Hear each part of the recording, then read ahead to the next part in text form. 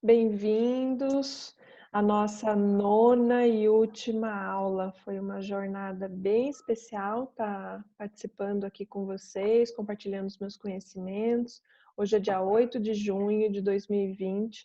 Essas aulas estão no canal do YouTube por tempo limitado, então eu aconselho sinceramente que vocês olhem com carinho as aulas que não puderam assistir presencialmente e as meditações eu vou gravar todas durante essa semana e vou disponibilizar uma por semana toda terça-feira. Então, toda terça-feira tem conteúdo novo lá no canal e vocês ainda vão ter um pouquinho desse conteúdo ao longo das próximas semanas, novidades a respeito e poder reviver de alguma forma esse conteúdo. Depois que fizerem a meditação, façam o desenho que eu proponho. Eu mandei já por e-mail para quem quis receber. E esse desenho e esse diário de bordo são duas coisas. O diário de bordo é depois da aula assistida, para você tomar notas dos entendimentos que você conquistou ali. E o desenho é depois da meditação, para você trazer aquele conteúdo que viu na meditação, a última imagem, e traduzir de alguma forma para você depois poder saber, olha, eu não tinha clareza disso e agora eu venho desenvolvendo isso, isso, isso. Então você vai desenvolver um mapa para acompanhar o seu próprio desenvolvimento. Puxa, me peguei magoada com a minha mãe, me senti saudades do meu pai. Então, ao longo dessas 9 aulas, tem sempre um diário de bordo após cada aula e uma meditação para fazer depois da aula. Essa meditação que é feita depois da aula tem o desenho. As que a gente faz durante a aula não precisa, ok? Dúvidas até aqui? Um recado importante, só para lembrá-los, eu dou os atendimentos online, eles continuam e a constelação ou atendimento terapêutico acontece da mesma forma do que no presencial, é constelação familiar sendo sustentada, suportada pela tecnologia. Então, não muda nada, nada, nada, a forma, o conteúdo, a profundidade a qual a gente consegue alcançar, ok? Boa noite para quem chegou agora, a gente está começando a começar e eu quero falar sobre o resumo da aula passada. Deixa eu compartilhar uma tela com vocês. Vocês estão vendo a minha tela, a 8ª aula. Vocês conseguem enxergar minha tela com a 8ª aula? Não? Sim. Sim? Ok, grata. Então aqui... Positivo, desculpa, pode desligar. Então a gente tem aqui o que a gente viu na aula passada. A questão do pertencimento. Especificamente na aula passada, Bert trazia as consequências da exclusão do pai. Mas, na verdade, ao longo de todo esse livro, a gente viu exclusões e não pertencimento de filhos abortados, de filhos que morreram cedo, logo após a nascer, que são os natimortos, abortos provocados e abortos naturais, acidentes trágicos que também deixaram de dar o direito ao pertencimento àquela criança ou àquele indivíduo do sistema, e também o não pertencimento de pai e mãe. Então, sempre que algo não pode pertencer, há um desequilíbrio. Por exemplo, uma coisa que não pode ser. Quem me dá um exemplo? Que pode abrir seu microfone, quem quiser dar um exemplo de algo que não concorda. Não concorda com o presidente, não concorda com um sentimento, eu não posso ter raiva. Eu sou boazinha, então boazinhas não sentem raiva. Não está deixando que esse sentimento faça parte. Pois bem, numa geração seguinte, alguém do sistema familiar vai viver essa raiva para que ela possa pertencer.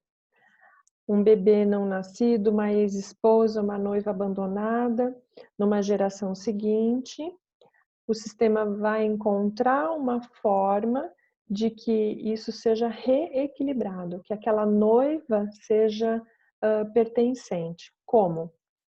Vamos supor que o homem abandonou a noiva e teve um matrimônio com uma outra mulher. A primeira filha, ao nascer, normalmente se enreda com essa noiva que não pôde pertencer, porque ela foi abandonada de forma desrespeitosa. O problema é o desrespeito, não significa que não podem mudar de parceiros. Ah, então o cara tinha que viver sempre e para todo sempre com aquela pessoa? Não. Mas às vezes o término do relacionamento é por telefone, ou desaparece, foi comprar cigarro, nunca mais voltou, caixeiro viajante que tem uma mulher em cada cidade. E com as mulheres, elas também fazem da mesma forma. É que o exemplo aqui é o não pertencimento da noiva. Então, ele a abandona e vai se casar com outra, acreditando sinceramente que os laços estão totalmente cortados. Eu não preciso me preocupar porque a vida segue para frente, mas segue sim para frente, levando a energia do que ficou inacabado, inconcluído, para a nova família que está sendo formada. Então, o marido com a nova esposa, nasce uma menina. Essa menina se identifica com a noiva e passa a representá-la dentro de casa. O que acontece? Conflito com a mãe e com o pai. E o desenredar acontece quando é dado o direito dessa noiva pertencer e essa filha então é liberada desse enredamento, desse emaranhamento. Então é importante que a gente vá se abrindo cada vez mais para situações que se apresentam diariamente na nossa vida, fazendo com que a gente possa realmente, de coração aberto, de deixar que as pessoas sejam como elas são e que elas possam pertencer com aquilo que trazem, sem as nossas expectativas, sem nossas exigências, simplesmente ocupem os seus lugares. Isso satisfaz a todos, isso deixa o casal feliz. Muitas vezes o marido e a mulher estão em discussão porque ele quer que ela faça papéis que a mãe dele fazia em casa. E ela não tem como fazer essa entrega, não tem como corresponder a essas expectativas. Então, ele não deixa que essa mulher pertença como ela de fato veio, com o que ela tem de melhor, porque ele fica sempre olhando para aquilo que ela não tem, para aquilo que ela não faz, ela se enche e isso vai distanciando as pessoas. O mesmo pode acontecer da mulher olhar para o rapaz, para o marido, para o homem e desvalorizar o masculino, desvalorizar o que ele traz. Ah, não é suficiente. Só isso que você me deu? Só esse dinheiro que você põe em casa? Só isso já está diminuindo o que ele se esforçou, se empenhou, se comprometeu em trazer e não está sendo valorizado, respeitada a contribuição dele. Então, tudo aquilo que você não dá um lugar vai se apresentar com muito mais força na sua vida. Ah, tem medo, vai se apresentar o medo. Tem raiva e não reconhece que tem raiva, mais raiva vai surgir. Então as coisas vão se proporcionando exatamente na medida em que a gente está podendo e precisando olhar para essas realidades. Então, não pode pertencer, por exemplo, à discriminação racial, o negro não poder pertencer, como a gente viu recentemente nos Estados Unidos. Tudo pode pertencer, tudo tem o seu devido lugar, tudo tem motivo para ser. Até as coisas que a gente não imagina que possam, que a gente vai ver na aula de hoje, mais adiante, Bert também fala que aquilo tem um direito, um lugar para pertencer. Depois nós vimos a questão da luz e da sombra, a luz que realmente ilumina por si só e a luz que é só um reflexo daquilo que a gente está vendo. Então, para a gente distinguir, examinar, verificar pessoas, livros, coisas, por exemplo, televisão. Isso realmente satisfaz, ilumina a sua vida ou é só uma distração?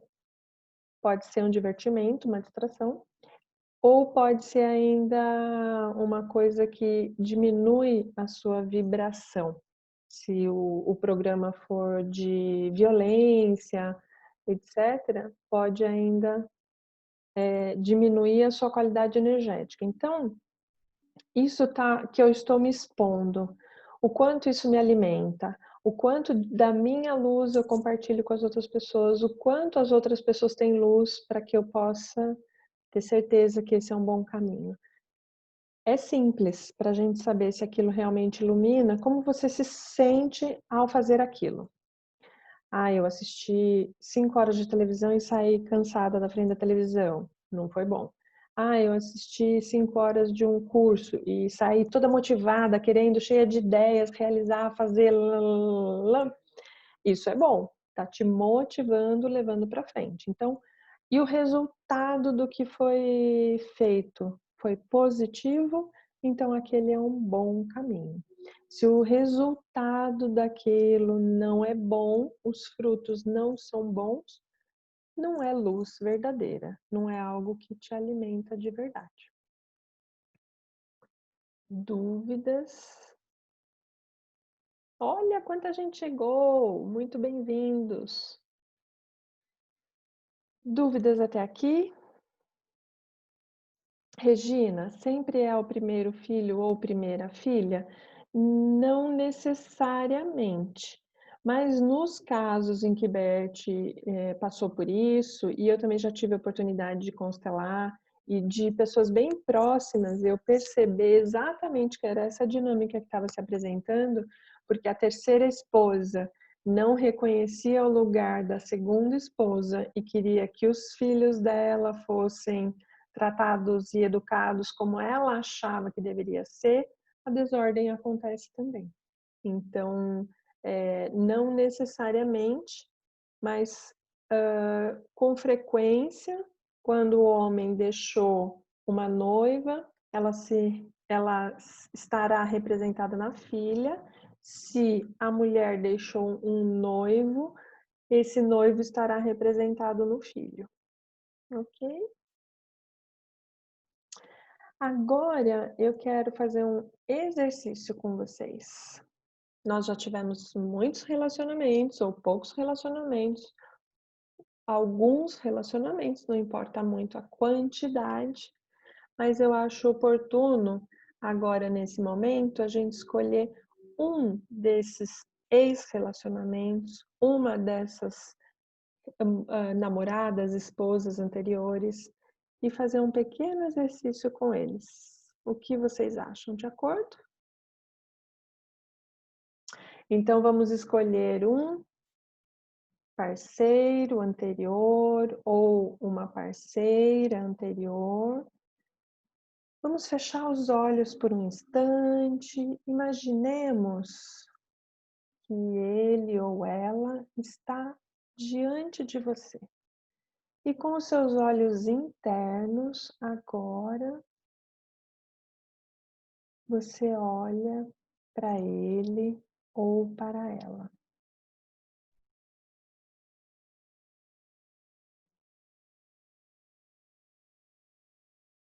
E você diz internamente para ele ou para ela: eu vejo você.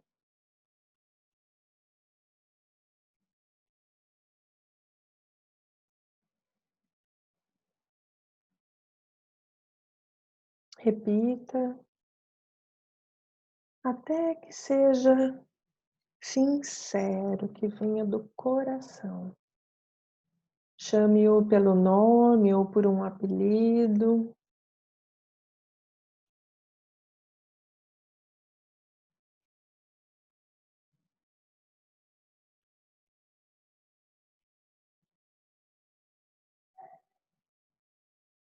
Eu vejo você.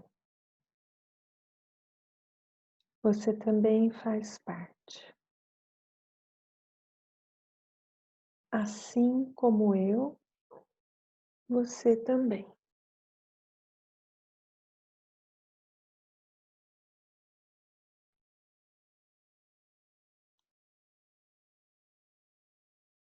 E na próxima inspiração, vamos abrindo os olhos.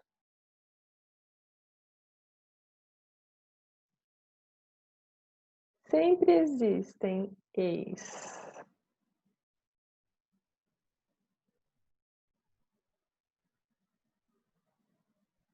Pode. A Leia pergunta: se não tiver uma filha, pode um filho representar uma noiva? Sim. Nesse caso, inclusive, esse menino que porventura venha a representar uma noiva, ele poderá desenvolver, como ele está representando uma mulher, as mulheres gostam de homens, esse menino poderá passar a gostar de homens também. Essa é uma das explicações para alguns envolvimentos homossexuais. Como se sentiram? Bom? Refazer as pazes com o passado? Bem, ótimo. Sofia, Sim, Ivana? eu quero fazer uma pergunta. Pode. Como é que funciona? Você está me ouvindo? Estou te ouvindo. Quando no relacionamento começa a existir mais amizade e o feminino não é valorizado. Ótima pergunta, está muito dentro do assunto, Ivana. O pertencer. O pertencer é para tudo, tá, gente? É pertencer o jeito que coloca o papel higiênico, para alguns é desse formato, para outros é do formato anterior, para uns o lado amarelinho da esponja é que lava os copos, o lado verde para outras pessoas é com ele que se lavam os copos. E no relacionamento de casal é o tempo todo a boa e a má consciência se apresentando e a todo momento também o que vem de não pertencimento na família vai se apresentando nos indivíduos. Então, com muita frequência, há mulheres que não deixam o masculino pertencer, desvalorizando, diminuindo. Isso se reflete numa educação frágil para os garotos, para os meninos, que vão ficar fragilizados com essa educação. Eles são mimados e superprotegidos, ficam enfraquecidos. Também há o inverso, que é a situação da Ivana. O feminino não pode pertencer. O feminino não tem, assim como o masculino pode não poder pertencer, o feminino também pode não poder pertencer. E a grande discussão no relacionamento de casal é eu poder pertencer com tudo que eu trago, você poder pertencer com tudo que você traz. É assim que a gente se apaixona. Quando a gente chega, nossa, achei o homem da minha vida. Achei a mulher da minha vida. Você é tudo que eu procurava. E por que depois de 5 anos já não é tudo que procurava? Ah, não, eu quero, mas sem isso, sem aquilo. Não. Isso não faz. Por que você leva horas arrumando o cabelo? Por que você tem que pôr 5 mudas de roupa e tirar? O feminino faz isso, quer experimentar, quer esticar o cabelo, quer enrolar o cabelo, quer cortar o cabelo, quer pintar o cabelo. E o homem acha o que é tudo isso, né? Não compreende. São essas incompreensões e não pertencimento que vão criando distanciamento no casal. As pessoas, o que é o relacionamento? Se relar, como se fôssemos duas engrenagens. É que as nossas engrenagens são bem complexas e variadas. O exemplo aqui seriam duas engrenagens bem simples e com encaixe perfeito. Esse distanciamento vai aumentando quando a gente não deixa que o outro chegue com aquilo que tem e com aquilo que ele traz. Não, eu quero, mas só esse tanto aqui não. Ah, não, tem que fazer isso também? Não. Ah, você sente dessa forma? Não. Tudo que tiver uma corrente de negatividade do não, levando você a pensar mal contra o seu companheiro, contra a sua companheira, a desvalorizar as contribuições dele. Ah, mas ele já veio com filhos. Não, com filho não. Ah, mas ela já trouxe filhas ou filhos. Não. Nossa, mas já foi casado. Não pode. Tudo que a gente não concorda no outro vai trazendo mais distanciamento e conflitando. Encontrar um caminho de volta, onde a gente possa se aproximar novamente, fazer contato novamente, é o caminho da solução para o relacionamento de casal. O homem, com a masculinidade, com tudo que envolve ser homem, que é um universo totalmente diferente, que a gente, enquanto mulher, não conhece e tem menos da energia masculina, por isso que a gente vai buscar no outro, para que ele traga e venha com tudo que ele tem para fazer parte, e a gente, com todo esse universo do feminino, possa pertencer, levando aquilo que falta no outro, que é o feminino. E então, há um encontro efetivo, a gente pode voltar à troca verdadeira e sincera. Por isso que as ordens do amor são 3 em qualquer tipo de relação. E o equilíbrio na relação de casal é a lei mais importante, a troca equilibrada.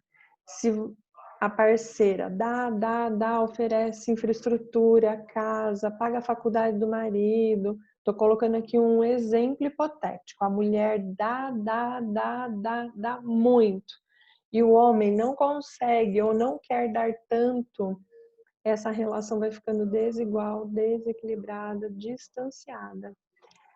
E às vezes, essa mulher que pagou até os estudos do marido, quando ele conclui a faculdade, ele vai embora. E ela reclama, não sei por que ele foi embora. Eu fiz de tudo, fez demais. Essa linha tênue de dar, escondia nela um medo de ficar só. Por isso deu demais. Ele se sentiu humilhado, desvalorizado, desqualificado por ter recebido tanto, ao ponto que essa relação se distancia tanto que quebra. Já não há mais possibilidade de se relacionar em equilíbrio. Entretanto, toda relação que o casal estiver buscando o equilíbrio tem longevidade, além do amor. Não, só o amor não é suficiente. Esclareceu um pouquinho, Ivana? Clareou?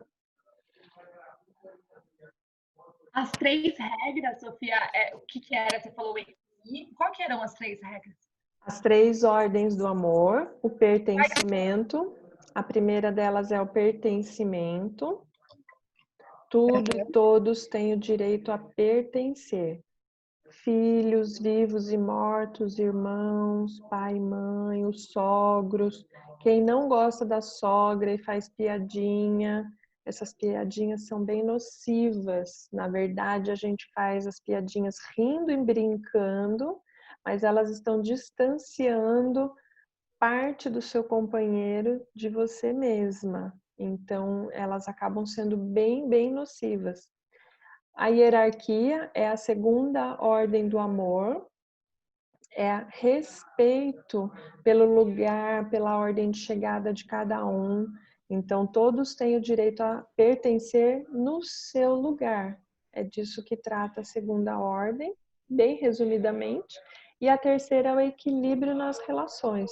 Por exemplo, uma empresa e o funcionário. A empresa paga o salário e o funcionário dedica horas de trabalho, dedica produtividade, dedica resultado. Isso mantém a relação em equilíbrio. Ambos podem e dão e recebem e há o intercâmbio equilibradamente.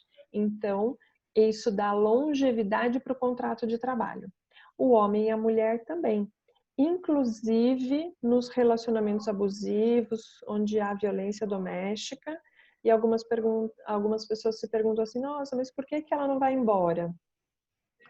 Porque ali tem uma troca.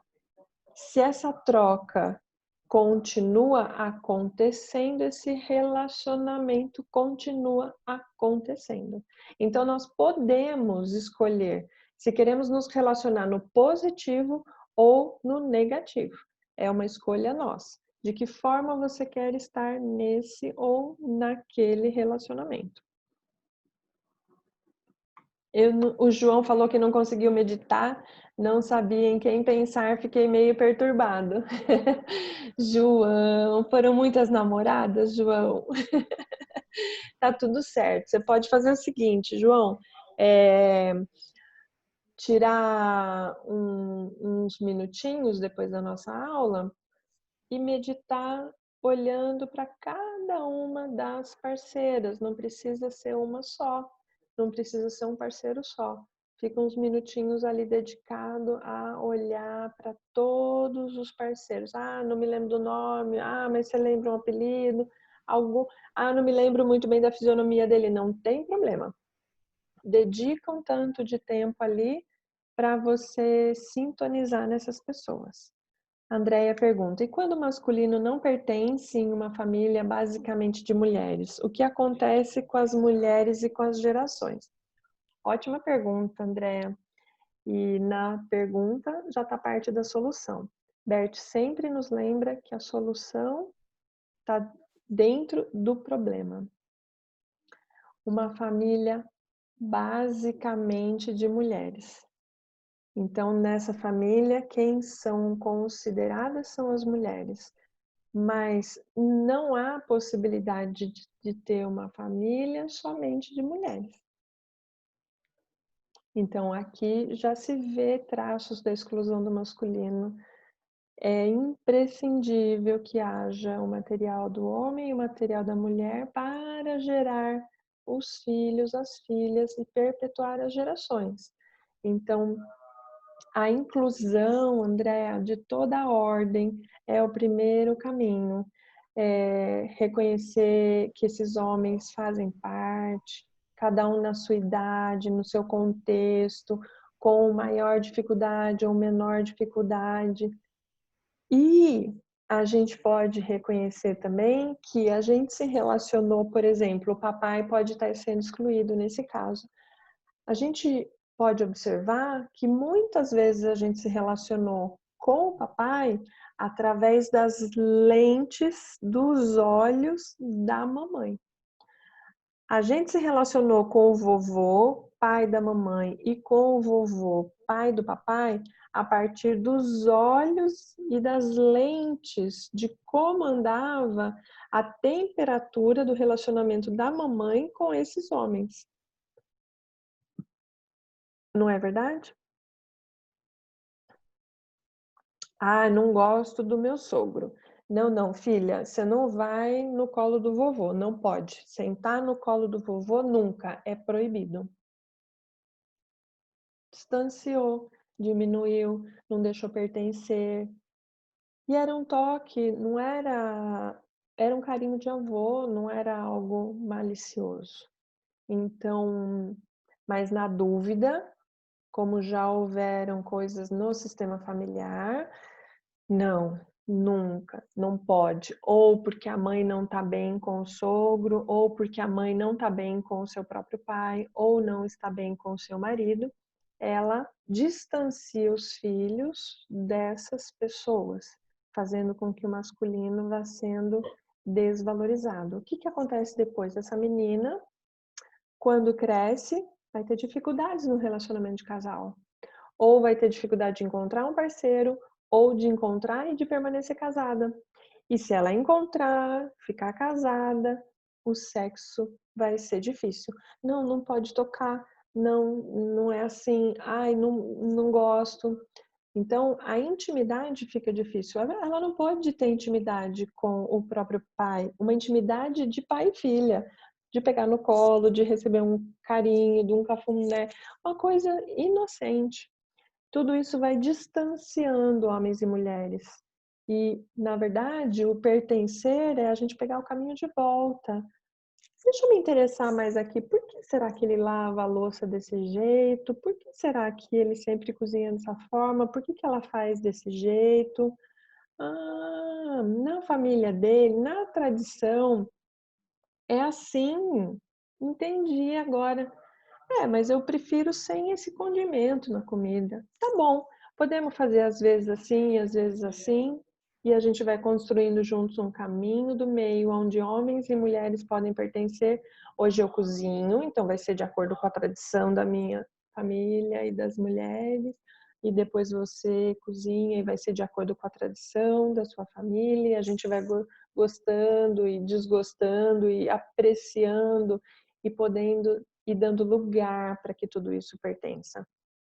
Se você é muito sistemático, feijão só pode ser cozinhado com linguiça dentro, não é para temperar a linguiça depois que a panela de pressão já perdeu a pressão, é antes. Então, tudo que é muito cheio de regrinha, você nem sabe por quê, mas você vai fazendo no automático e tem que ser daquele jeito, não pode mudar o lugar para guardar as louças, a roupa, porque tem muito caixinha assim para empacotar, dali a pouco você tá toda apertada, sem que você mesmo possa dar um espaço para o masculino que está dentro de você. A gente é masculino e feminino. Como mulheres, temos o lado feminino mais avantajado. Os homens, como homens, têm o lado masculino deles mais avantajado. Então é nesse encontro que eu deixo o outro pertencer, o meu masculino também pode pertencer. Ah, então eu também tenho força, também tenho um lugar. Ai, que alívio. Isso, então, todos podemos pertencer. Ajudou um pouco, André? A Rosângela fala, eu comecei meditando com 2 deles, mas eu escolhi inicialmente, no decorrer, outros 3 se apresentaram, ou seja, realmente não eram vistos. Leveza agora. Perfeito, Rosângela. A gente já estaria excluindo logo no início, quando eu falei, escolham um, excluam todos os outros. Isso estava implícito, né? Então, é claro que a gente tem que começar com pequenos exercícios e depois aumentar a dificuldade dos exercícios. Mas já que eles já se apresentaram, não joga fora essas imagens. Olha para todos eles. Ah, mas a Sofia falou 1 e agora estão se apresentando 3. Não tem problema. Todos fazem parte. São homens que estão dentro da nossa história, fazem parte do nosso contexto, né? E as mulheres também. Então, damos lugar a todos eles. E aí, quando acontece essa leveza, é porque efetivamente eu dei um lugar para eles. Por isso, eu também posso ter o meu lugar. Logo, fica leve. Que maravilha. A Andrea falou, hoje vejo que a minha família é basicamente matriarcal. A maioria das pessoas são mulheres. Uhum. A Flávia, mas e quando é o contrário? O homem que dá demais. Isso não acontece? Por quê? Flávia, acontece também. O homem dá muito e a relação fica em desequilíbrio também. Isso pode ser bem prejudicial para o relacionamento de casal. Por exemplo, pagar os estudos, quando o homem paga os estudos para a mulher.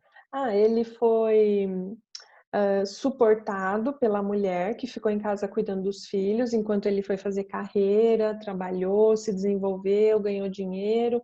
Eles têm um bom padrão de vida e agora os filhos já cresceram, vai lá, faz uma faculdade, escolhe qual você quer fazer, eu vou te recompensar. O marido paga os estudos para a esposa. Assim que ela terminar a faculdade, ela vai embora. Ela vai embora porque ela recebeu demais. E com frequência ela não consegue ganhar dinheiro com essa profissão que ele deu para ela. Então é bem importante a gente saber o que está fazendo nas trocas e que trocas a gente está disposto a fazer, quais são as nossas intenções com aquela troca, porque isso desequilibra muito uma relação. Dar um curso superior, uma pós-graduação, um curso profissionalizante, algo tão grandioso dessa maneira, só os pais podem dar. E aí é tão importante, tão grande quanto dar a vida. E aí eles podem, os filhos podem tomar isso e fazer algo bom. Papai, mamãe, muito obrigada pela minha faculdade que você me deu. E eu te homenageio fazendo algo de bom com isso que você me deu. Então vai, sai e ganha dinheiro com isso. Faz algo bom, útil com aquilo. Quando lhe é presenteado, muitas vezes a pessoa não se sente à altura ou não consegue transformar aquilo, ser grato e fazer algo com aquela faculdade. Agora, quando a própria pessoa paga tudo ou parcialmente os estudos, isso dá força. Isso dá força para que ela consiga ganhar dinheiro com aquilo. E esses são todos enredamentos. Por debaixo existe emaranhados que levam as pessoas a essa ou aquela atitude, deixando com que ela não faça dinheiro, não faça sucesso. Então, há como mudar os nossos destinos. Isso nós vimos na segunda aula. Eu fiz até um slide. A boa notícia é: podemos mudar os nossos destinos. A má notícia é: Bert já pôde comprovar, eu também, outros terapeutas, consteladores, é mais fácil sofrer do que sair e ter sucesso. É mais fácil permanecer na doença do que sair da doença. É mais fácil o sofazinho velhinho, rasgado, quentinho, que você já tem a forma da bunda, do que sair, comprar outro e fazer diferente. O conforto do que já é conhecido, inclusive da dor e do sofrimento. Já conhecidos, muitas vezes deixam o indivíduo paralisado naquilo ao invés de poder ir adiante. Então, precisamos tomar a decisão. Quero ir, quero fazer diferente.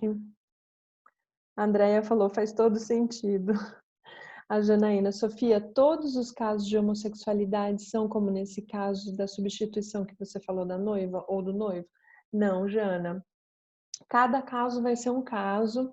Bert pôde identificar que algumas vezes, na ausência, por exemplo, uma família com 5 filhos homens, e nesse sistema havia uma noiva ou uma tia que não pôde pertencer. Então, uma mulher precisava ser representada e haviam na próxima geração 5 filhos homens. Um desses homens é escolhido pelo sistema para representar essa tia, identificado com a tia mulher ou com a noiva mulher, ele acaba apreciando outros homens, assim como essa mulher gosta de homens, ele passa a gostar de homens também. Mas a homossexualidade ele nunca encarou o Bert como uma doença, primeira coisa que eu preciso dizer. Ele sempre viu como um destino muito difícil, essa é a segunda observação. Em alguns casos, quando ele constelou, porque normalmente eu mesma vi lá na Alemanha e aqui em São Paulo também, ele mandar o cliente sentar, eu não vou constelar, não há por que constelar, só porque você é homossexual e bissexual e qual é o problema com isso? Tá tudo certo. Esse é o seu destino, é um destino difícil, mas isso não é para ser constelado. Ele constelava quando aquilo representava um peso. A pessoa tinha dificuldade de se relacionar consigo mesma, ou com o seu pai, ou com a sua mãe, trazia dor e sofrimento para ela. Então, nesse caso, eu vi, ele constelou um rapaz aqui.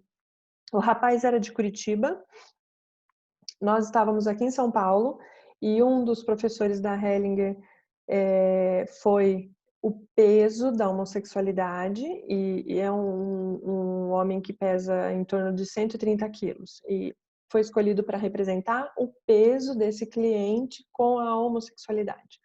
Isso sim, ele trabalhava na tentativa de aliviar o peso, de trazer mais harmonia para a vida dessa pessoa, mas não com a intenção de curar ou de resolver, nunca dessa forma. Mas existem muitos panos de fundo, Jana, para desenvolvimento da homossexualidade. Okay? Por exemplo, nos presídios femininos, eu tive a oportunidade de fazer constelação aqui no Carandiru Feminino, em São Paulo. E mulheres que sempre se relacionaram com homens, lá dentro, como a disponibilidade de parceiras são só de mulheres, elas acabam se relacionando com outras mulheres. Em saindo do presídio, o apetite volta para homens. Então, se percebe bem que, inserido em determinado contexto, as pessoas vão desenvolver determinados hábitos diferentes. Então, no grupo familiar é uma coisa, quando num grupo, no presídio, vai desenvolver um outro comportamento. Ok? A Raquel pergunta, mas é errado essa troca de cuidar dos filhos enquanto o homem é o provedor? Não, não é errado. Cada casal vai encontrar o equilíbrio dessa troca de uma forma diferente e num contexto totalmente diferente também. A mulher pode cuidar dos filhos enquanto o homem sai para trabalhar, e ela vai estar auxiliando muito, com certeza. É um trabalho que não acaba nunca, né? Lavar, passar, cozinhar, cuidar de criança, é 24 horas, não tem 13º, não tem vale-refeição, não tem nenhum benefício extra, e se tivesse no trabalho formal, haveriam tantos benefícios, né? Por exemplo, a hora extra, depois do horário, cargo de confiança, comissão sobre vendas e resultados. Então, são coisas que não dá exatamente. Eu fico pensando assim, a gente devia ter, igual o extrato bancário, um extrato de débitos e créditos na relação do casal. O que a Sofia aportou, o que o marido aportou, o que a Sofia debitou porque agora ela pisou na bola, o que o marido debitou porque ele deu uma bola fora. E a gente poderia equalizar isso. Não temos essa ferramenta de visualização para trazer tão para o concreto assim, mas a gente pode usar da autoobservação. Olha, eu mesma estou percebendo que ali eu falhei. E vou lá e vejo uma outra possibilidade de fazer uma troca, um intercâmbio e cambiar de uma forma equivalente. Então, me doar mais para a relação, ou o outro verificar que pisou na bola e se doar mais.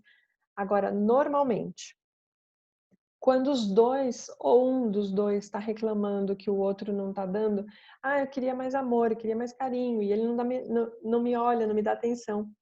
Se a gente for verificar bem quem está fazendo isso, eu mesma. E sabe o que é pior? Querendo que o outro adivinhe que eu queria mais atenção. Tipo criança. Fecha o bico, se isola num canto, põe a culpa no outro, dá uma de vítima e quer saber o melhor jeito, Raquel, meninas, Gilberto, da gente ganhar atenção e carinho? Se aproxima, senta ali do ladinho dele, vê o que ele está fazendo, se interessa, olha para ele, olha no olho, nem fala nada, deixa ele continuar lá no smartphone. Fica olhando para ele, não vai dar muito tempo, ele vai estar retribuindo esse olhar, e dali vocês podem começar uma conversa e uma troca, um intercâmbio. Então, se expondo a se interessar mais pelo outro, querendo essa troca, é querendo dar de você mesma. Ai, vou fazer uma comida diferente hoje porque acho que ele vai apreciar e faz uma surpresa. Dia dos Namorados está chegando, viu, namorados? Flores, né? Umas surpresas são bem-vindas. Então, a gente vai dando e vai recebendo, e não tem nada de errado, não é sempre o homem que tem que sair para trabalhar, não é sempre a mulher que tem que ficar em casa cuidando dos filhos. O que eu vejo é que é bem importante que essa troca esteja equilibrada. Ambos satisfeitos com as entregas que dão e que recebem. Se um estiver se frustrando para o outro ser bem-sucedido, não vai dar certo. Se um dos dois não está sendo reconhecido, porque muitas vezes é isso, né? O homem quer ser servido, então ele chega em casa, tem tudo pronto, para puxar uma roupa na gaveta, bagunça todo o resto. Então, as horas que você levou passando, né? Supondo que o arranjo é o homem sai para trabalhar e a mulher fica em casa cuidando da casa dos filhos, não ter o cuidado de reconhecer o capricho que foi feito, aquela comida, aquela roupa preparada na gaveta. Então, isso tudo vai cansando as partes. É importante que a gente veja que a pessoa dedicou tempo, carinho, atenção e equilíbrio. Olha, eu estou satisfeito. O que reequilibra rapidamente as relações? Reconhecer que o outro deu o melhor, que você deu o melhor e que você se satisfaz com aquilo que o outro é. Assim como foi na fase da paixão. Tudo aquilo que você gostaria que o outro fosse não é, é ilusão. Não vai te levar a lugar nenhum. A não ser frustrações e pressão sobre o seu parceiro. Pressionados, vão cada um para um lado.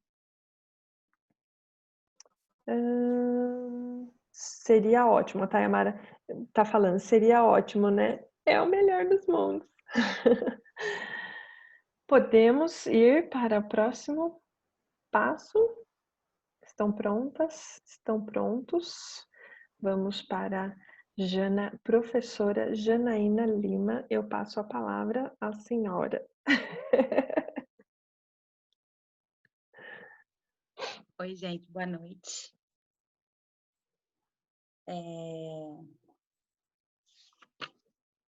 Eu vou falar sobre o apêndice, que é a última parte, né, desse livro. E aqui ele faz algumas perguntas e respostas, e eu acredito que de cursos, né, que ele ministra, né, de partes assim mais pontuais. Né? A primeira que ele fala é sobre o Alzheimer. Né? Então, a pessoa pergunta para ele assim, né? Gostaria de fazer uma pergunta sobre a doença do Alzheimer. Daí a resposta do Bert. Não tenho experiências com relação a isso.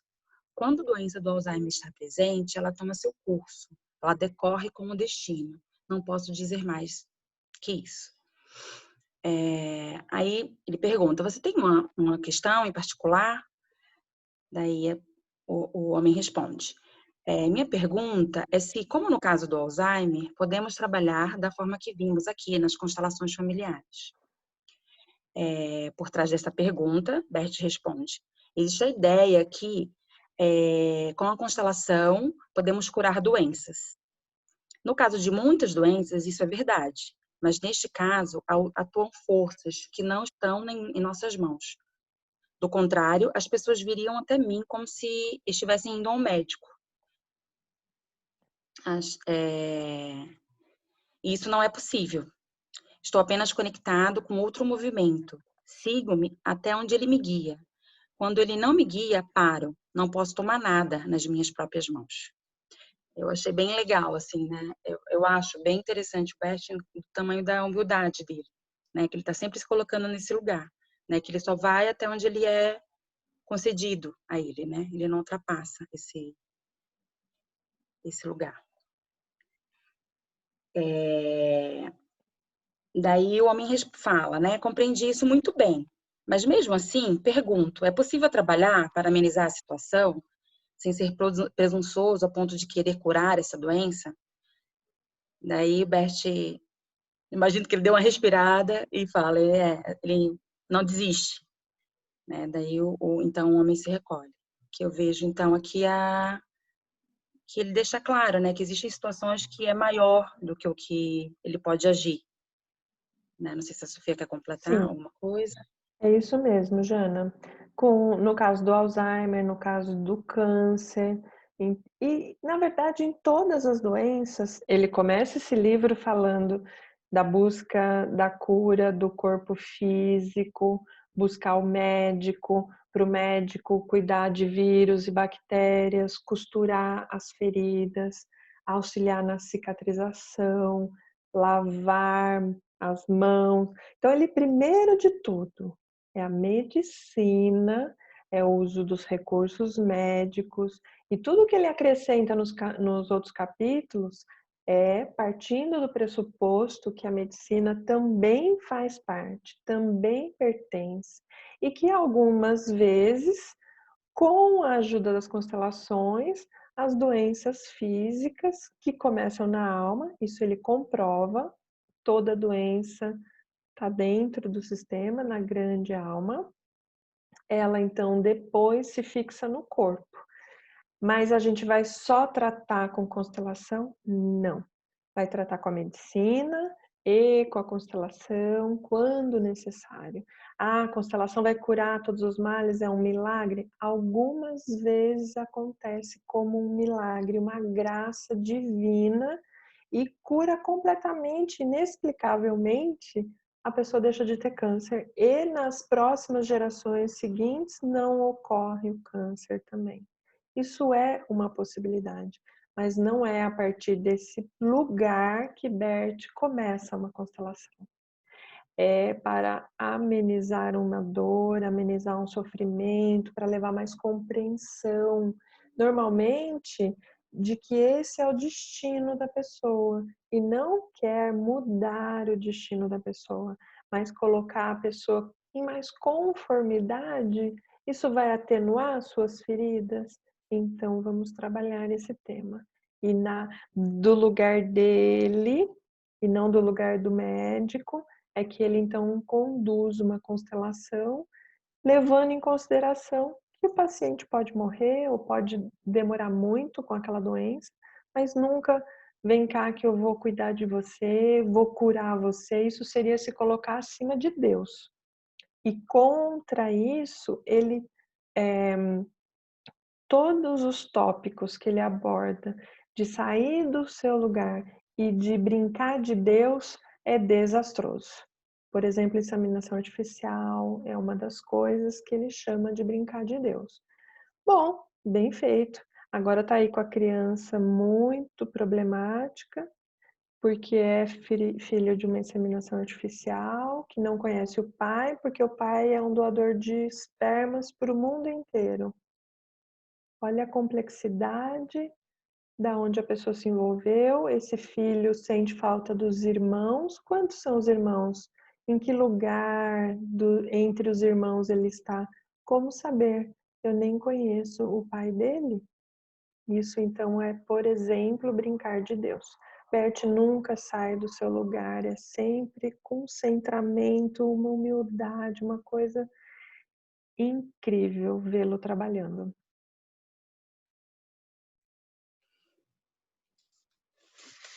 Aí, continuando, ele fala os excluídos em relação à doença. No primeiro momento, ele pede para a pessoa fechar os olhos e dizer internamente, eu estou aqui, né? E pede para ela, então, fazer a pergunta. Daí, ela pergunta: gostaria de saber se todos os sintomas de doenças estão ligados a um excluído ou se a doença somente representa um excluído. Resposta: ambos. Um sintoma pode estar relacionado a alguém excluído e também representar um excluído. Não podemos, contudo, reduzir a doença a apenas a representação de um excluído. Muitas coisas atuam juntas. Olhamos apenas em uma direção hoje. Temos que permanecer abertos, ao mesmo tempo, para outras, ok? A pessoa responde ok. Eu quero fazer um comentário sobre na hora que ele fala, feche os olhos e diga internamente, estou aqui, eu meio que incorporei isso, assim, na hora, porque eu tenho uma sensação assim de ter essa exclusão, né? Venho trabalhando e olhando esse lugar, né? De não me sentir pertencente. E foi bem interessante, assim, porque na hora que eu fiz a pergunta, né? Gostaria de saber quais são os sintomas da doença e se é o excluído, se é a pessoa que foi excluída do sistema ou se é a doença, né? Se são características, se é a doença em si. Eu senti em relação à fibromialgia, né, uma coisa assim que muito forte, assim, porque tem a ver com esse meu lugar de não tá sempre fugindo, nunca tá pertencendo. Eu não fico me sentindo excluída do sistema da minha família, do sistema que eu ocupo dentro do meu trabalho e de onde eu estou na vida, né? Agora menos, com mais clareza, observando que em alguns momentos eu me coloco na vitimosidade, mas foi bem interessante fazer esse centramento e repetir para mim: estou aqui, estou presente, eu faço parte desse grupo, enquanto leitura desse livro. Foi bem, bem bom, assim. Me senti inteira, assim, presente. Foi legal. Ai, que gostoso. A gente podia fazer isso agora. O que vocês acham? Todos nós fecharmos os olhos por alguns instantes.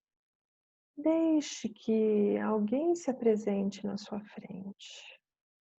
Algo, algum sentimento, talvez um órgão do seu corpo.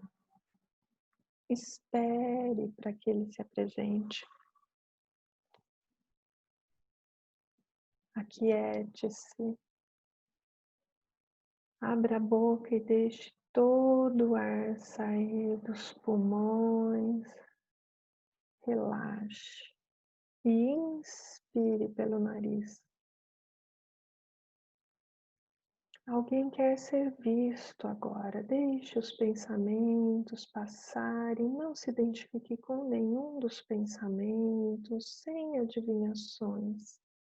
Nos colocamos no nosso lugar, no nosso centro. Não se trata de um jogo, se trata de desenvolvimento. Quem vai surgir?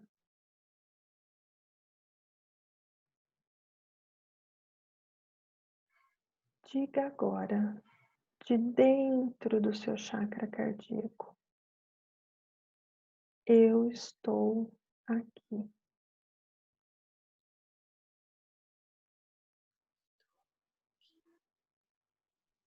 Talvez várias pessoas venham se apresentando, só silhuetas ou com rostos, ou talvez só uma. Olhe. E agora diga: eu estou aqui para você.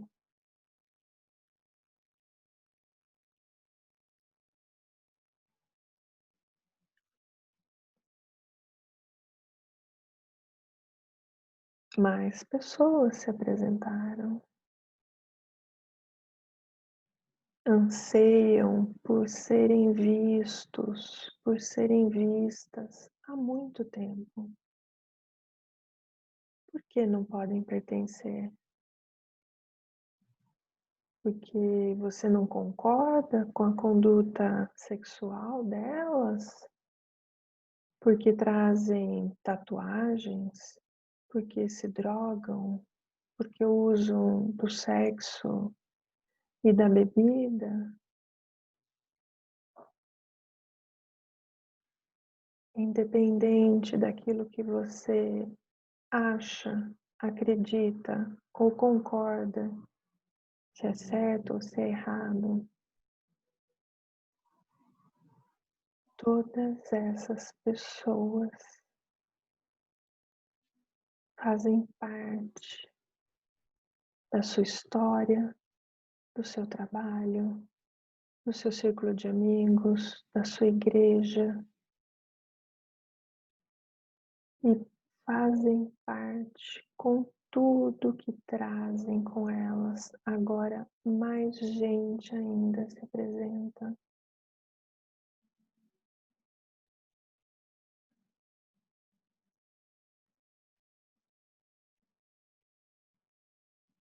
Diga a todos eles, eu estou aqui. Eu vejo vocês.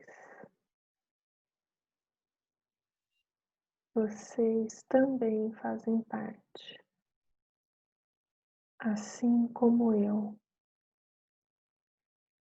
também faço parte.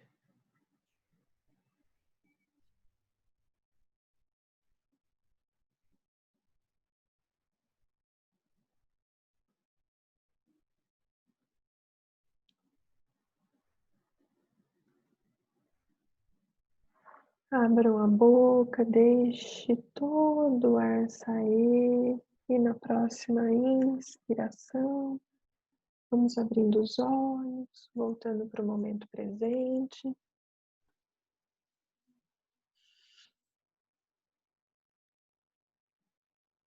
Coloquem no chat como se sentiram. Por favor, compartilhe conosco.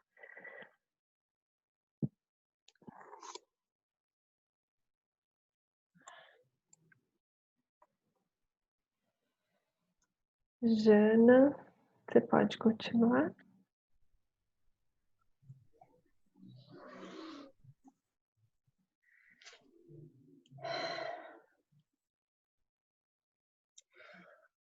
Pecador duplo.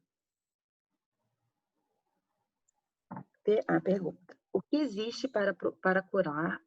O que existe para curar problemas de mulheres que sofreram estupros na família já durante a infância? Resposta de Bert.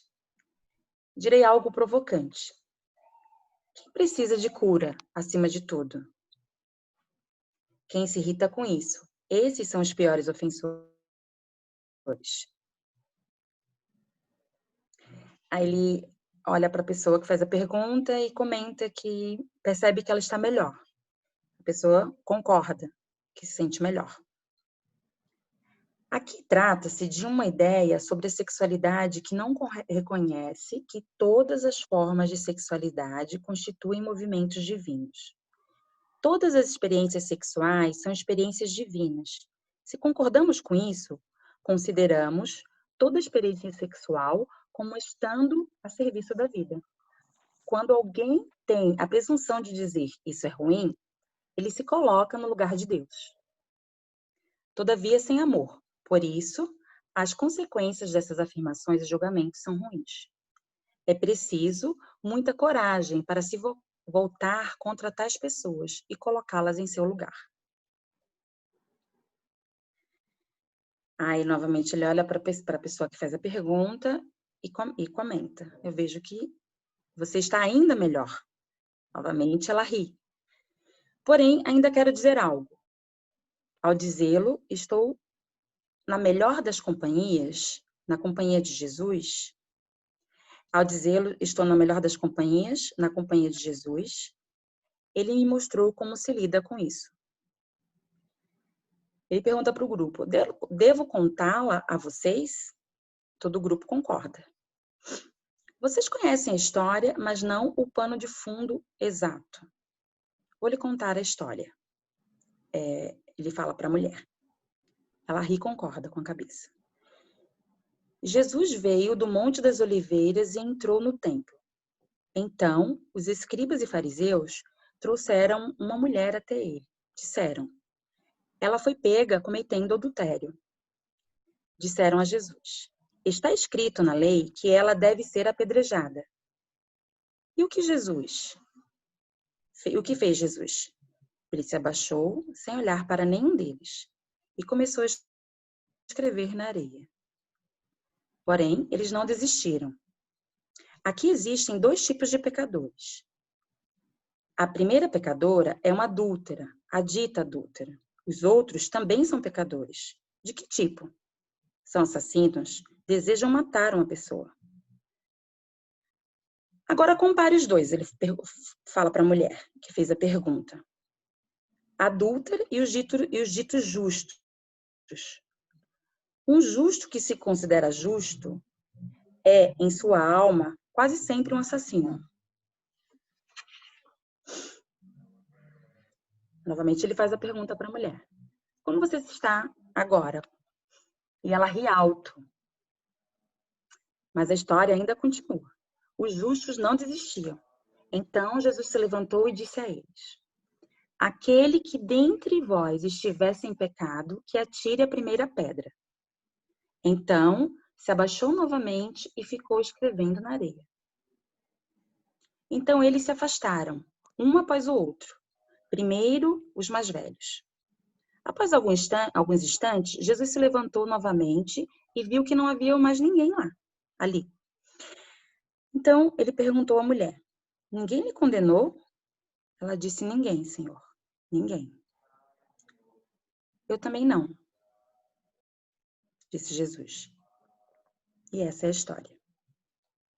É uma história tão grandiosa que aqueles que a colocaram na Bíblia não suportaram essa grandeza. Já estava novamente um moralista em ação. Ele colocou palavras na boca de Jesus, que não vieram dele, uma vez que não fazem o menor sentido nessa situação. O moralista colocou na boca de Jesus as palavras: não peque mais. Isso não é maluco nessa situação? Para a mulher, ele fala para a mulher: ok, eu me esforcei para contar essa história. Sua pergunta está respondida? Aí a mulher responde: sim, obrigada. Será que todo mundo entendeu? Porque eu acho bem importante essa passagem. Por que é duplo pecado? Ela traiu.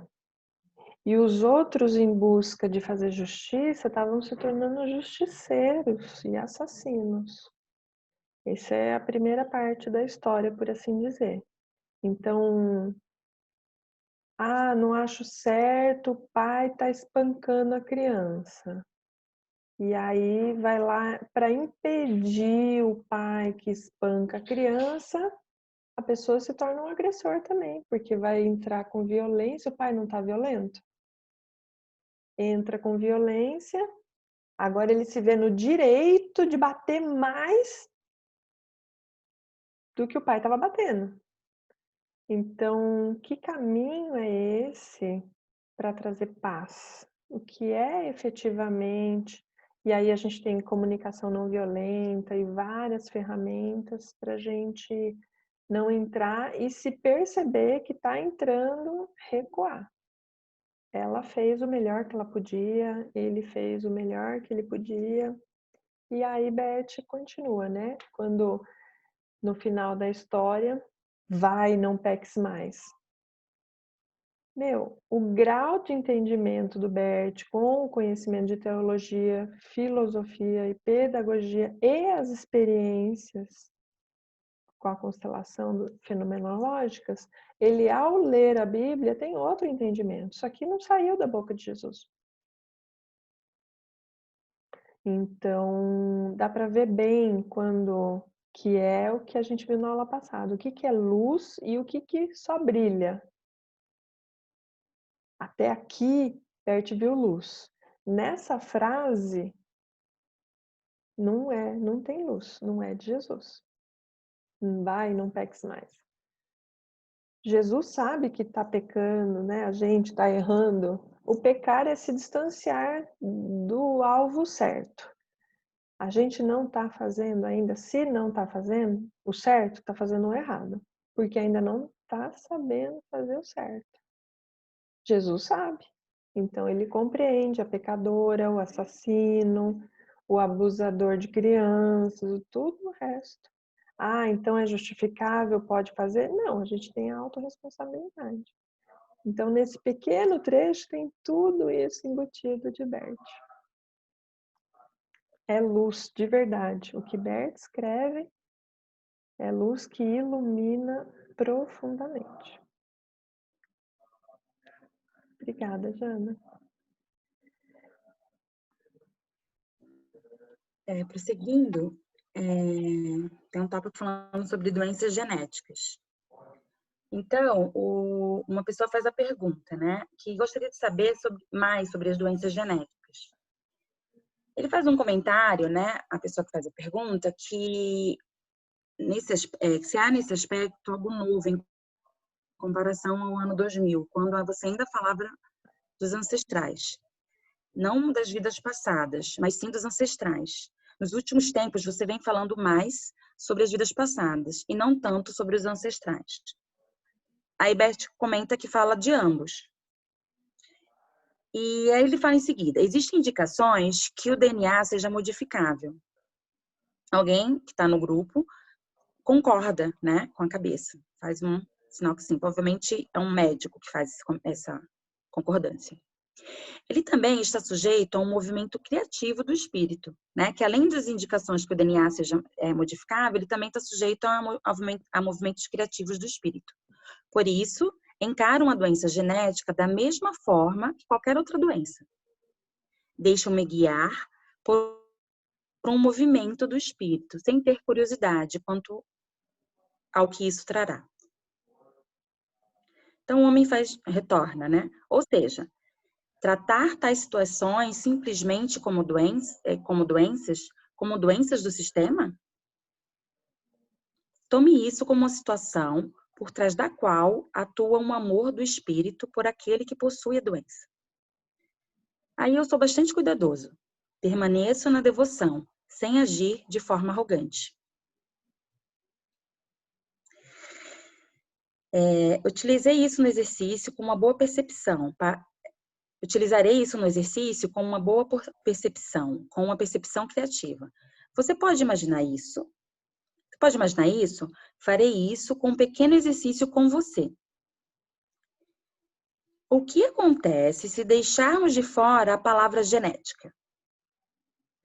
Você percebe a diferença em sua força? E a diferença em seu amor?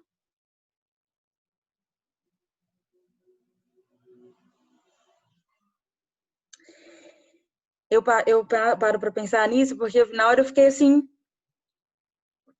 deu um tempo assim parada, né, antes de continuar a leitura, e para mim não, assim, eu não vejo uma diferença da doença.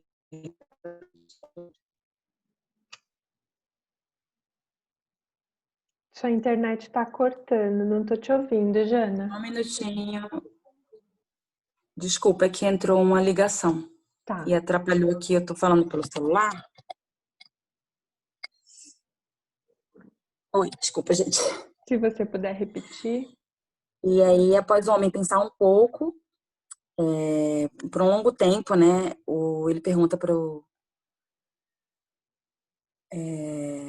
por um longo tempo, ele pergunta para o grupo, ele acabou de ter uma recaída. Então, ele fala assim, posso deixar assim... Eu não entendi direito essa questão da recaída. Ficou um pouco, para mim... Que é a questão em dúvida, se dele você puder perguntar. esclarecer. Ele perguntou se via diferença em chamar só de doença ou de doença genética, não é isso? Sim. Então, a diferença é os rótulos. Quando a gente chama de doença, a gente vai tratar de olhar para a doença partindo do zero, sem saber do que se trata, de uma postura centrada, humilde, sem arrogância, dessa devoção que ele fala, desse centramento. Quando a gente fala é uma doença genética, já começa a colocar ingredientes. Tudo que a gente coloca ingrediente, rótulo, vai diminuindo, achatando, a gente parte de um conhecimento pré-estabelecido e isso nos amarra. Por exemplo, a ciência também faz assim.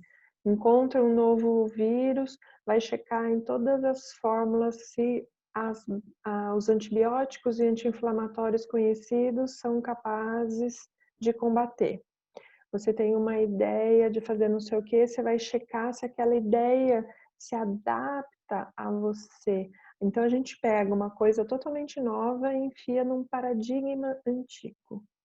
Isso estreita, isso abafa, encolhe, aperta.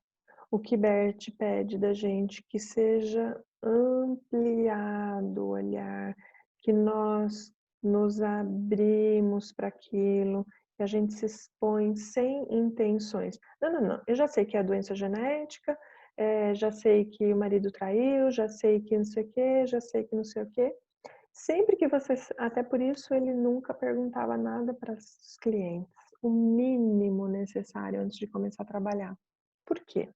No começo do trabalho, eles anotavam um questionário gigantesco do cliente, uma anamnese bem detalhada, e tudo aquilo que eles já conheciam do cliente se apresentava no campo.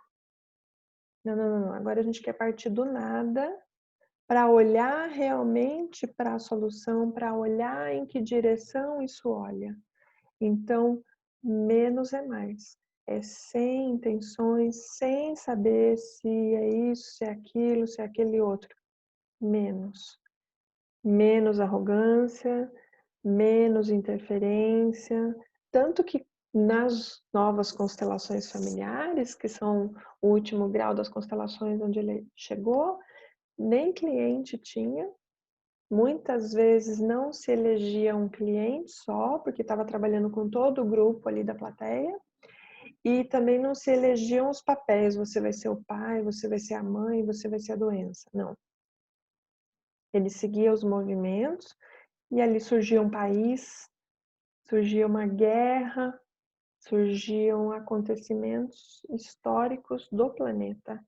Então, sem os rótulos, a gente ganha mais força. Ah, não, porque esse é homossexual, porque aquela é isso, porque aquele é aquele outro. Isso perde força. Ah, é a mulher, é o homem. É assim, inclusive, que ele denomina as pessoas ao longo dos vários livros dele. A mulher, o homem, o essencial, o mínimo necessário. Também, ao terminar a constelação, ele entrega para o cliente o mínimo necessário, porque a força está naquelas imagens vistas.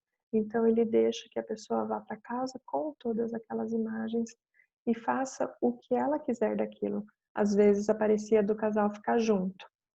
E ele falava, casal, tudo de bom para vocês. O que vocês vão fazer com isso é com vocês. De forma que vocês não me devem explicações, nem eu a vocês.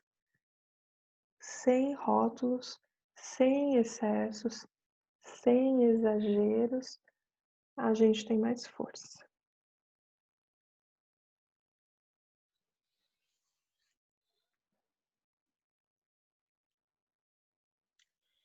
Medo e raiva. Tem uma coisa especial. Está bem baixinho agora o seu som. O que houve? Agora melhorou? Melhorou. Não Medo e muito. Tá bem baixinho. Tira e põe de novo seu plugzinho. Vamos ver se... Ah, você tá sem o foninho? Você tá de foninho. Vamos ver. Não? Ficou ruim? Ah, Tá ruim? tá bem baixinho. Vou colocar o fone, então. Peraí. Tá.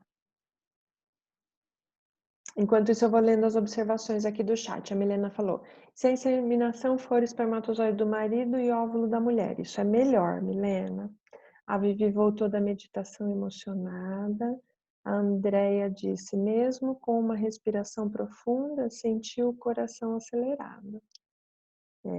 Viu um montão de gente, fica acelerado. A Milena falou: até suspirei, divino. A Adri, leve. A Tayamara, me deu um sono inexplicável e fiquei bem leve. A Leia, amiga, estou muito emocionada. Vi os bebês das inseminações artificiais que fiz, mais alguns parentes. Estou muito emocionada. Que maravilha. A Andrea, segunda vez que trago toda a minha família do lado do meu pai. Fiquei muito em paz. Desde a última meditação, tenho trazido minha família. Ótimo. A Tatiana Raymond falou: que presente, estava desatenta e agitada. Vi muitos homens que estavam sem lugar. Chegaram, me sinto mais firme, me sinto no meu lugar. Olha isso. A gente dá o lugar do outro e quem ganha? Nós. Ganhamos o nosso lugar. A Rosângela fala: eu me senti um pouco incomodada por ter tanto tempo resistido a vê-los, mesmo sabendo que fazem parte, assim como eu. Mas ao final me senti grata por eles estarem ali e também me incluírem. Isso. Entendi que eu não fui excluída. Eu que fiz isso com eles. Senti harmonia geral após o exercício. Ótimo, Rô. A Leia: os indignados seria isso? Exatamente, os indignados. Os indignados no caso da mulher adúltera.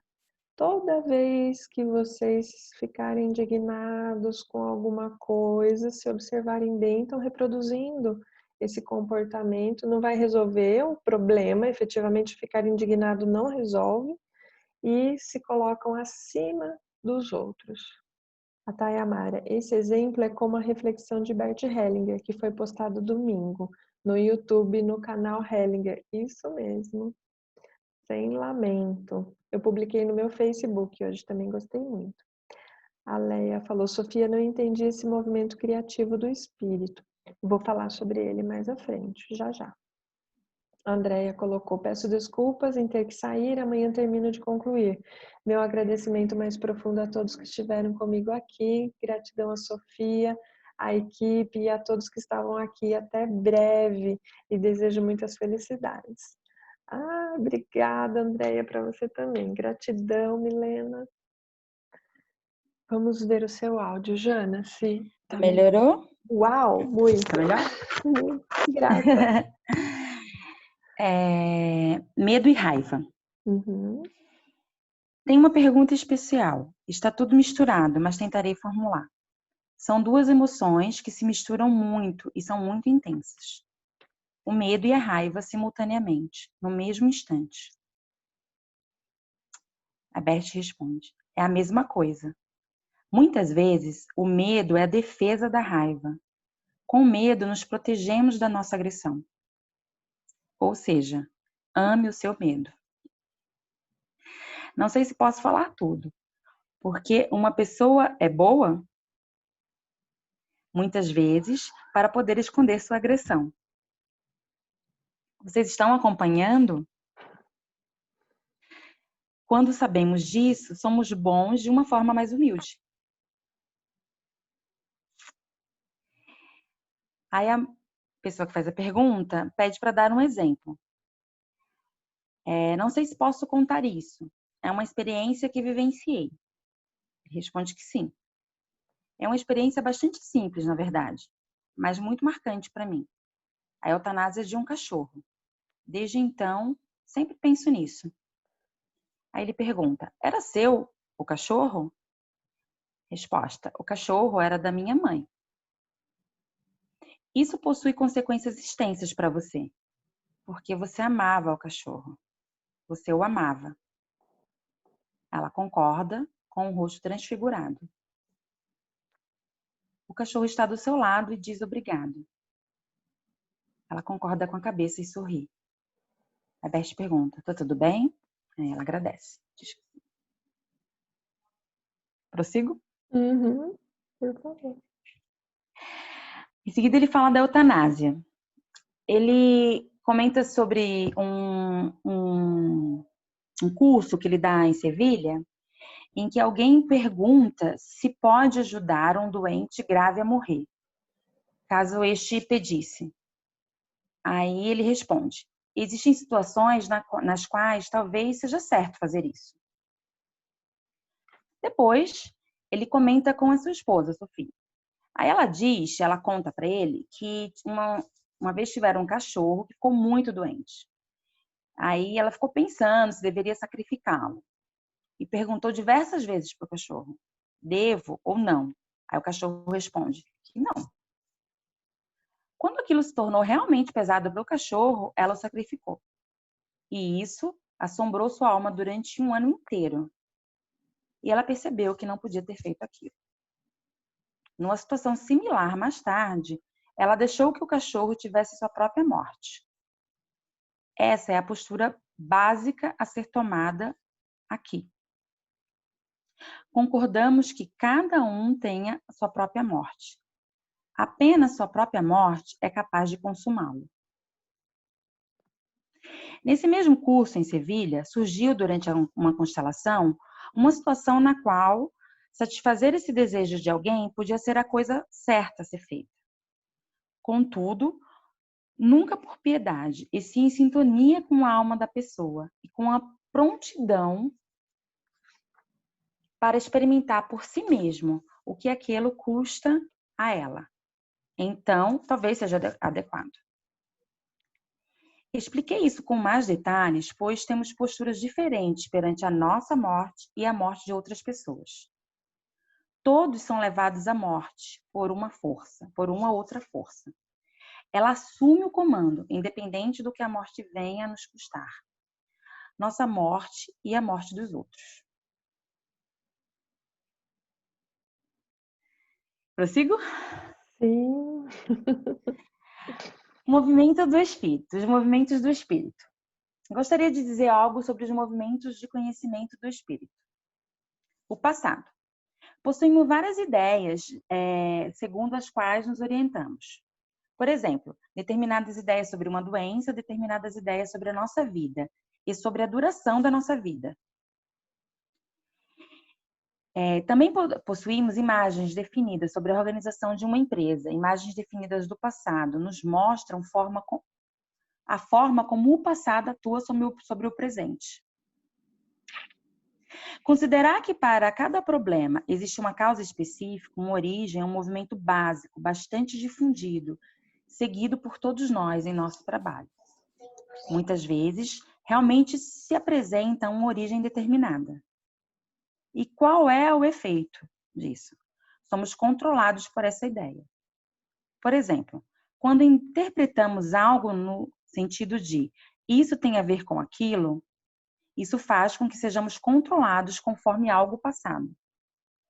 Permitimos ao passado atuar no presente e determinar o futuro para nós. E, prosseguindo, o futuro do espírito. Se não deixarmos levar por um movimento espiritual criativo, não há passado. O movimento espiritual está sempre voltado para o futuro. Por ser criativo, é sempre novo. Neste livro, vivenciamos em diversos níveis o que significa ser levado para algo novo, por esse movimento espiritual. Muitas vezes foi maravilhoso ver como algo que parecia terrível, de repente ser levado para um movimento em direção ao futuro. Para esse movimento e para o conhecimento que tratamos aqui, vale um fundamento. Ele é o fator revolucionário nessa forma de procedimento. Sabemos que somos capazes de compreender, por exemplo, o que é a causa de algo. Todos esses movimentos em direção ao conhecimento são voltados para trás, para algo que já está aí. Não há nenhuma força neles, e podemos sentir isso imediatamente em nós. O passado não pode ser criativo, pois é passado. Há ainda um outro movimento de conhecimento, é um movimento do espírito. Quando entramos em sintonia com esse movimento, somos levados nesse outro movimento de conhecimento. Que tipo de movimento é esse? É o conhecimento não daquilo que está aí, mas daquilo que vem, daquilo que é novo. Entramos em sintonia com o movimento do espírito que é criativo, mas sem que possamos imaginar a direção. Esse movimento de conhecimento não prevê.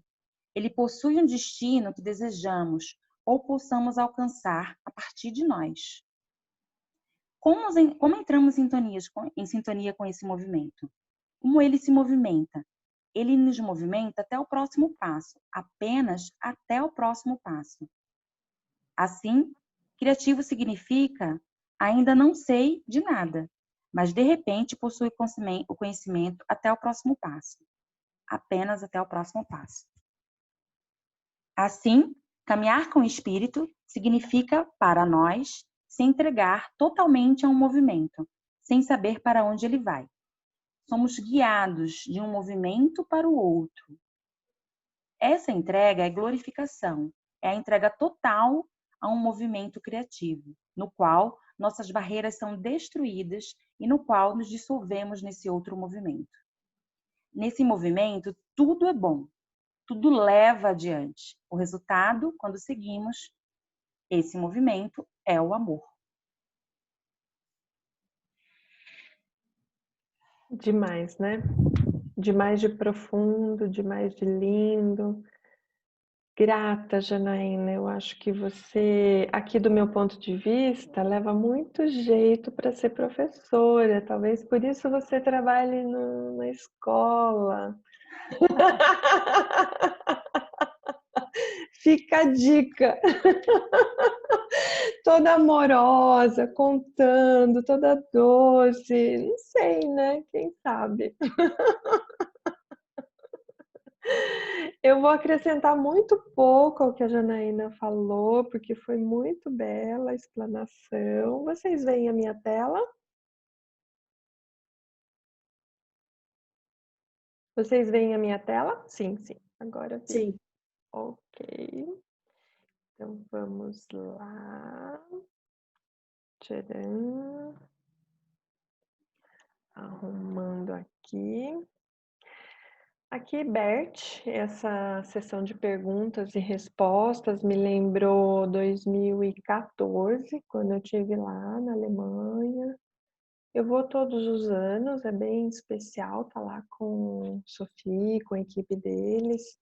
No ano passado, Bert faleceu por volta de 10 dias antes do training camp, então a gente não teve a presença dele, mas Sophie deu um show de perguntas e respostas.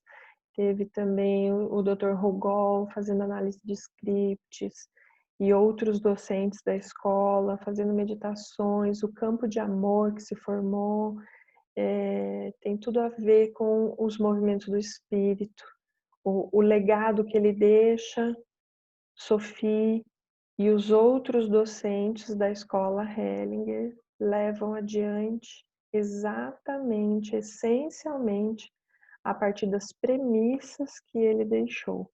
Então, essa é ele lá. Outra coisa que me chamou muita atenção nesse trecho que a gente leu essa semana, todas as formas de experiências sexuais são experiências divinas. A gente, na nossa sociedade, tem muitas regras, muitos tabus, pode isso, não pode aquilo. Então aqui a gente já se amplia um pouco mais. Pode aquilo, pode aquele outro, pode também, pode, todas são divinas. Então, às vezes me perguntam, né, Para que o amor dê certo, Bert sempre fala que um casal começa com um homem e com uma mulher. Aqui ele está dizendo, olha, podem ser duas mulheres, podem ser dois homens, pode ser um abuso sexual, pode ser um incesto. Tudo é com a permissão de Deus. Do contrário, não aconteceria. E aqui ele está autografando, já era 2014, no ano seguinte.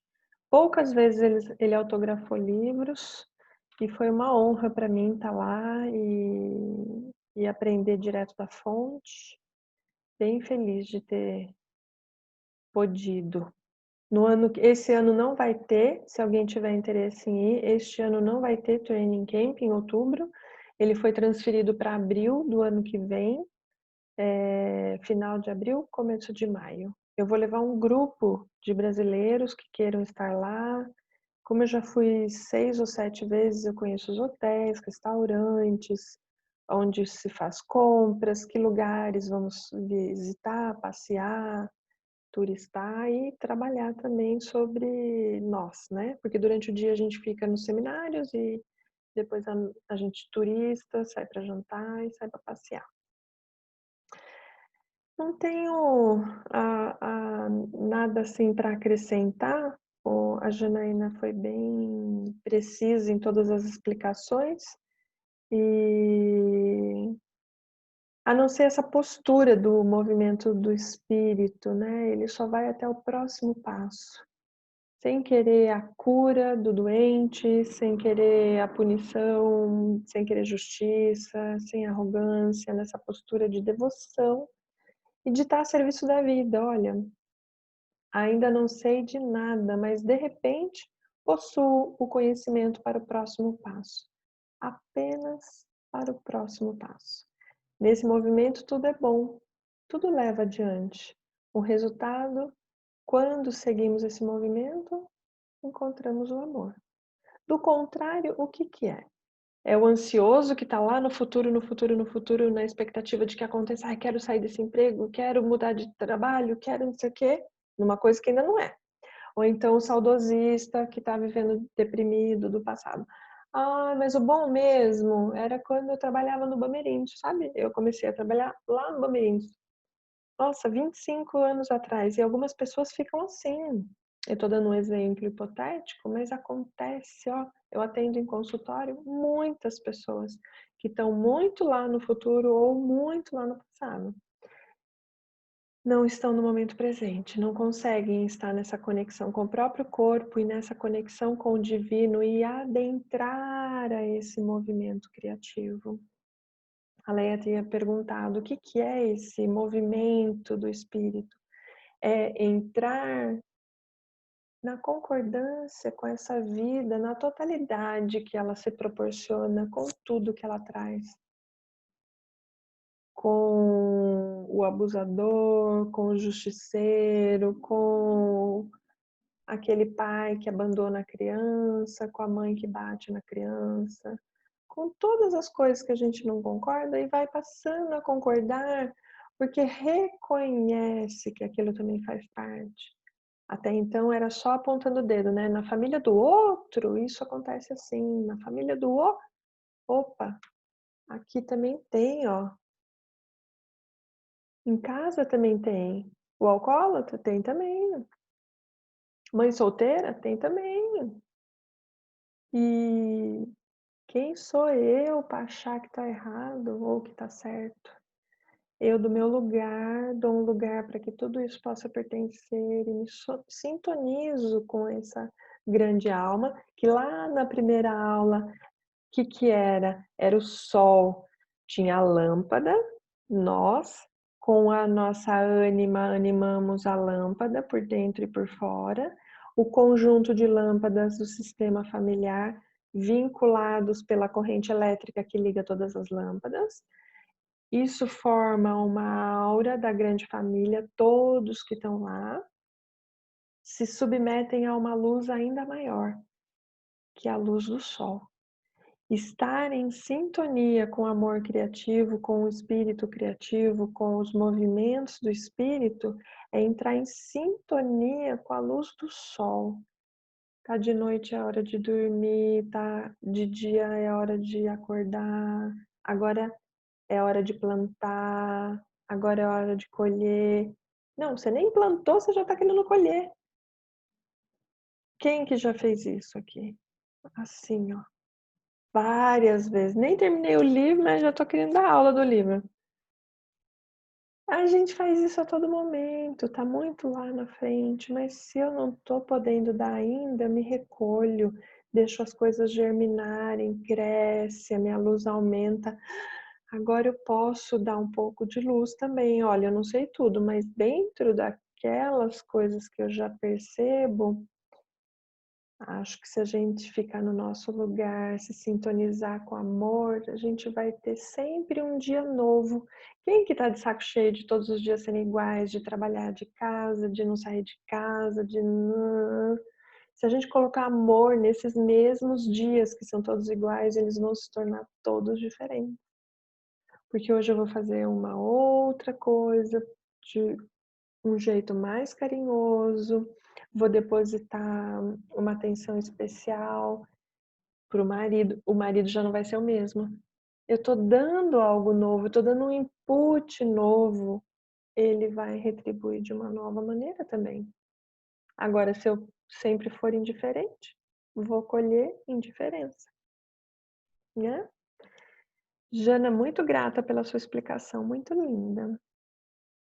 Já vi os comentários aqui. Grata a você. Muito bom participar desse curso. E a todos, é bem gostoso.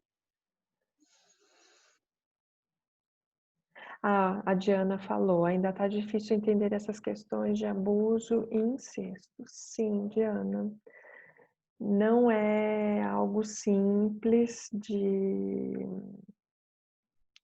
um abuso infantil, de maus tratos, de incesto, mas se aprofundando nesse movimento criativo, estudando outros livros, sua percepção vai aumentando e você vai encontrando um lugar para que isso também possa pertencer.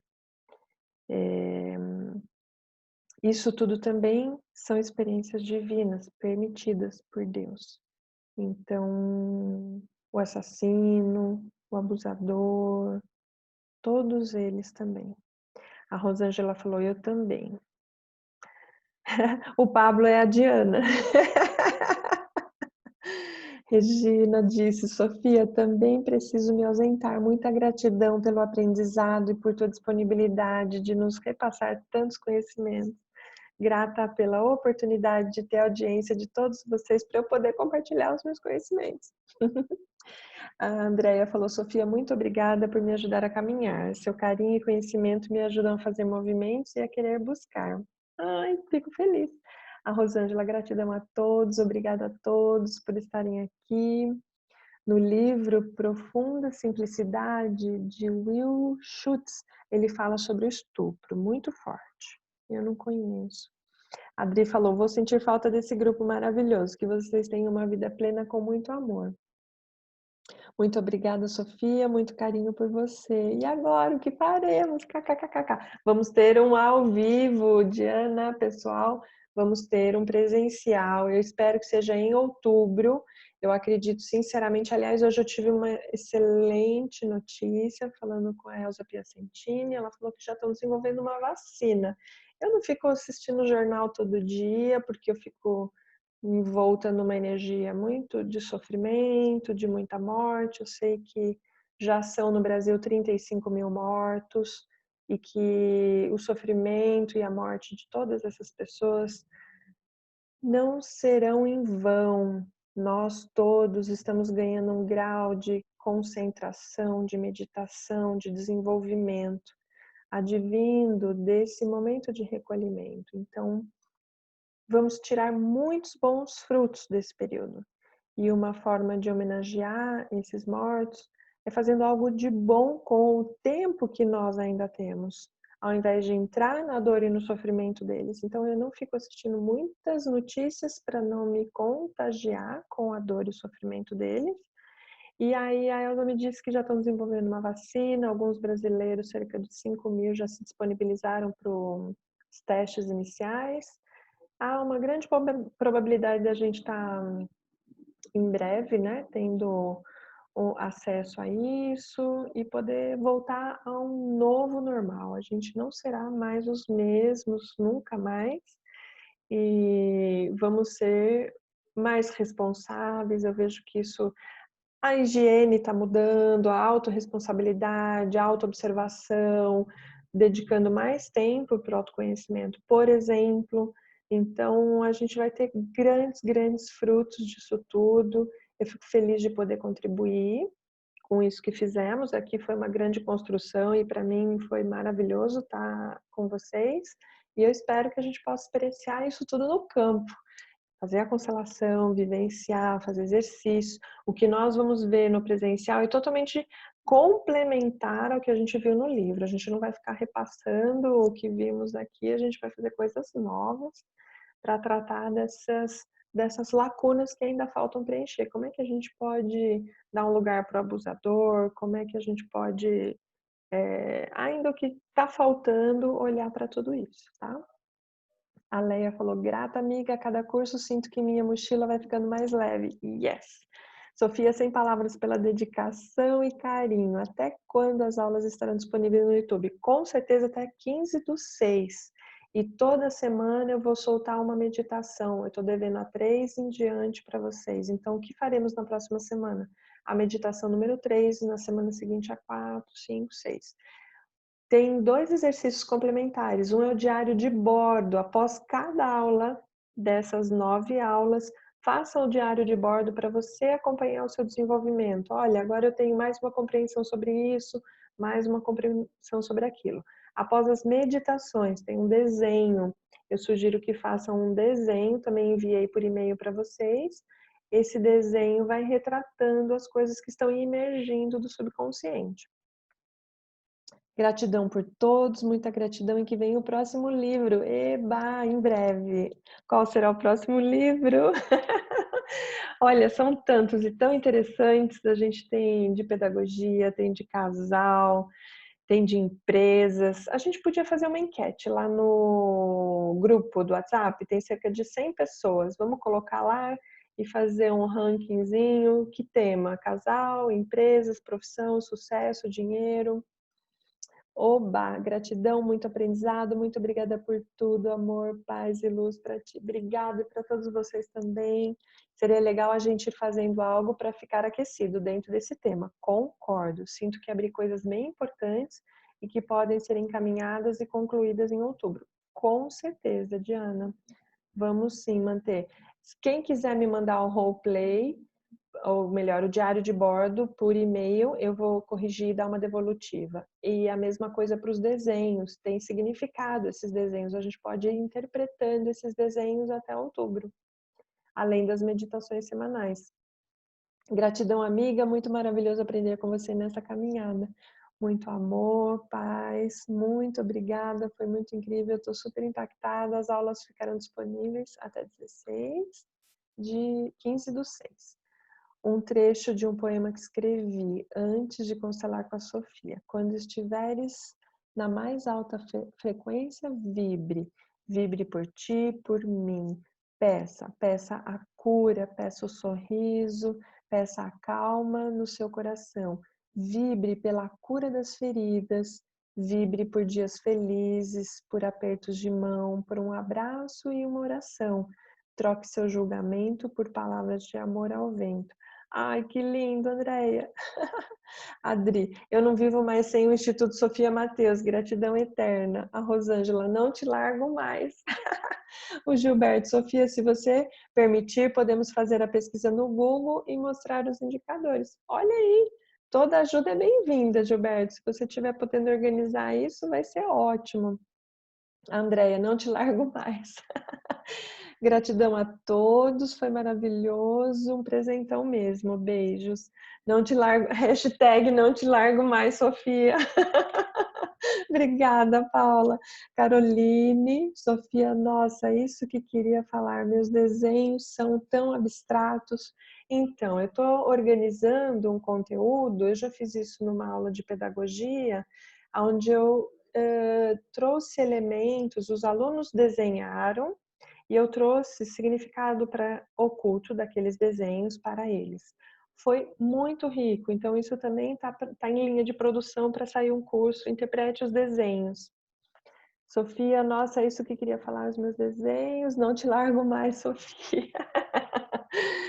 Muito obrigada a todos vocês, muito, muito, muito grata. Quem quiser abrir o microfone e falar, temos ainda uns minutinhos. Obrigada, Sofia.